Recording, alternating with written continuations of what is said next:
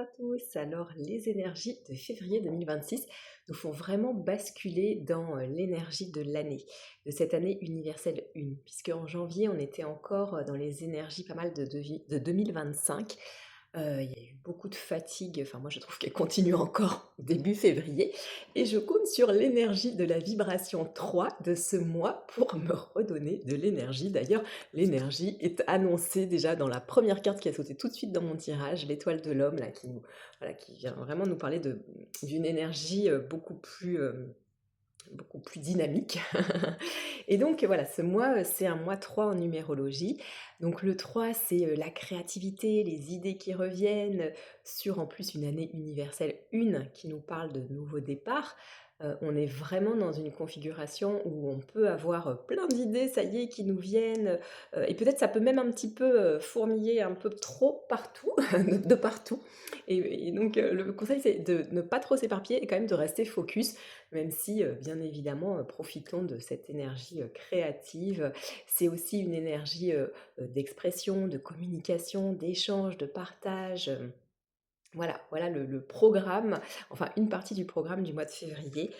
Il y a vraiment cette idée d'énergie qui change, et notamment, je pense que l'énergie va vraiment changer à partir de mi-février, où on va rentrer, en fin du mois déjà dans l'énergie du cheval de feu, hein, puisqu'on rentre dans le nouvel an, enfin voilà, ce sera le nouvel an chinois avec cette énergie du cheval de feu qui est vraiment en cohérence avec l'énergie de l'année 1.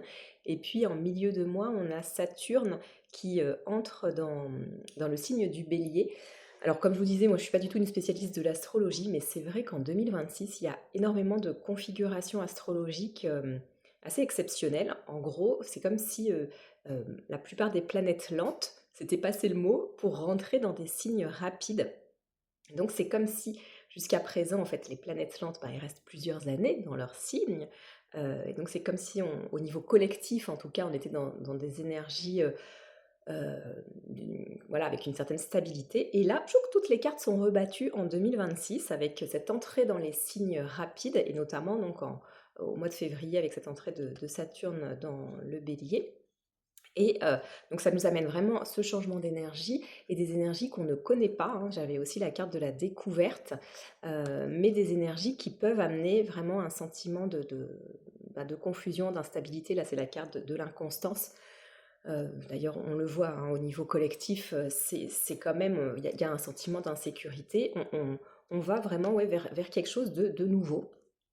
Euh, donc, voilà, on rentre pleinement dans une année peut-être étonnante, et en tout cas, on rentre pleinement dans l'année au mois de février, mais voilà, je vous dis, avec des choses qui peuvent nous déstabiliser.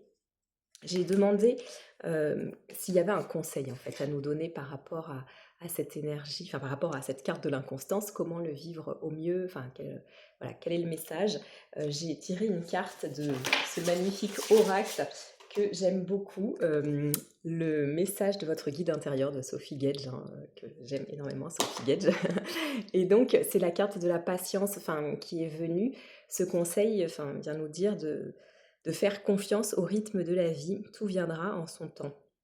Donc comment je l'ai interprétée, en fait, cette carte, c'est que en fait, Paris ne s'est pas fait en un jour, c'est-à-dire que là, on est vraiment en train de vivre une bascule dans notre société, oui, avec ces énergies qui sont déstabilisantes, ce chaos qu'on peut ressentir, enfin qu'on observe, hein, tout simplement au niveau international, mais parce que derrière, il faut voir aussi qu'on va vraiment vers un changement de société. La société de demain sera pas du tout, enfin celle de nos enfants sera pas du tout celle qu'on a connue, et elle sera beaucoup, enfin voilà, c'est pour aller vraiment vers du meilleur, hein.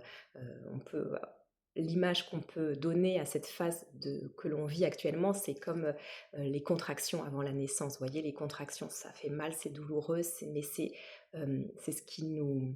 C'est vraiment l'étape obligée, et l'étape qui nous dit que derrière, il va y avoir une naissance, que derrière, il y a du nouveau.